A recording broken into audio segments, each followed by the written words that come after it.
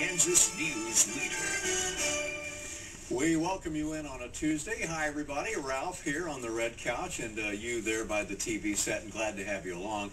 Yesterday, we made a trip down to Wichita, saw some old friends. We picked up some plaques from the Kansas Association of Broadcasters for our website and our 10 o'clock news. And I would love for the 4 o'clock show to win an award for first place for something, but this show defies all categories, and that's probably a good thing, too. On today's show, a good friend of mine, Glenn Strickland of Emporia, he and Carol have done so much in Lyon County and for the National Teachers Hall of Fame. And their latest endeavor is a book about a former Denver Bronco. It's this one right here, What Have You Done, Eugene, which we're going to talk about and find out about the amazing life of Gene Mingo. They're both here today, but Glenn's going to do duty on the couch here. Also along with us is Lisa Coble-Krings on Silence in the Cathedral. Deb Beisel returns to chat with me, and this time details of another event with an unusual name after Silence in the Cathedral. Friday we also have Champagne in the Cemetery. And we'll head lower down to the knees in this Tuesday's lesson on what physical therapy can do for us. Glenn Strickland is here. He's now become, after debate coach and helping with the Teachers Hall of Fame, he and Carol have penned this book, What Have You Done Now, Eugene, on the life story of former Denver Bronco, Oakland Raider, Miami Dolphin, Gene Mingo. And Glenn, it's always great to see you. It's really good to see you again. You always keep in touch with us, and we're actually going to come up and be on the show, and we appreciate that. Who is Gene Mingo, and why did you want to do a book about him?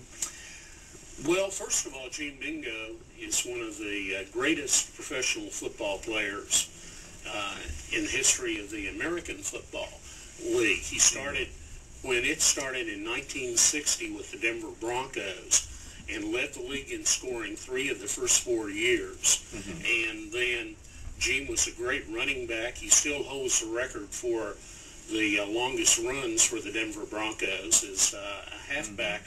But he also was the first African-American place kicker, and still to this day considered to be the greatest professional kicker in the history of professional football.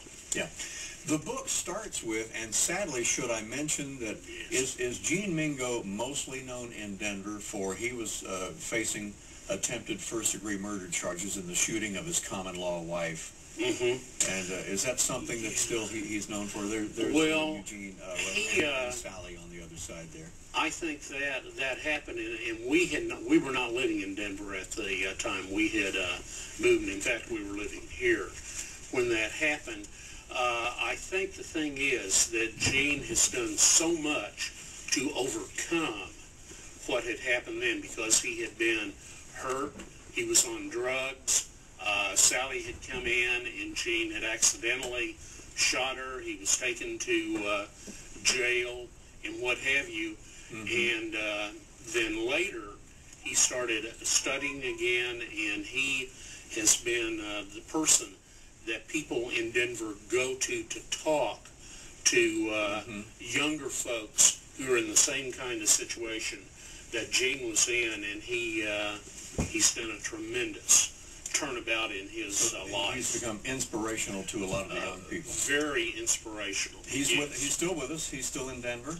He is still in Denver. He and Sally, his wife, are still living in Denver. We've known Gene, I guess, for about over 40 years. In the early 1970s, we met him, and he and I played semi-professional softball together in Denver and became very close friends. And Glenn, we don't just have a few seconds here. Tell me briefly the story in the book about Lamar Hunt of the Chiefs. Oh, yeah. It's a great story because after Gene had retired, he was going to a Kansas City Chief Denver Bronco game, and Lamar Hunt happened to be there, and he heard, in the background, he heard Hunt say, "Son, come here. I want you to meet someone."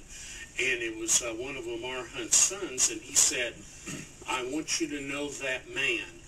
That is Gene Mingo, and he saved the American Football League with his play in his day." Yeah. And I think for someone like Lamar Hunt to say that, what a wonderful thing. It's a story that should be told. Yeah. It is a story that should be told. Well, Glenn. And Thank you. What have you done now, Eugene? He was a rascal as a little kid. His parents and relatives were always saying, well, what have you done now, Eugene? And that's the that name of the happened book. with his wife, and that's the name of the book. Well, Amazon, and check it out in your local bookstores. And What Have You Done Now, Eugene, the story of Gene Mingo. And Glenn, thanks for writing it and sharing some of the stories with us on that. Hope you get a chance to look at it. Right now, we'll get the story of the weather from Jeremy Goodwin. We're kind of in a late October warm spell that's about to change, right, Mr. Goodwin? Hey, Ralph.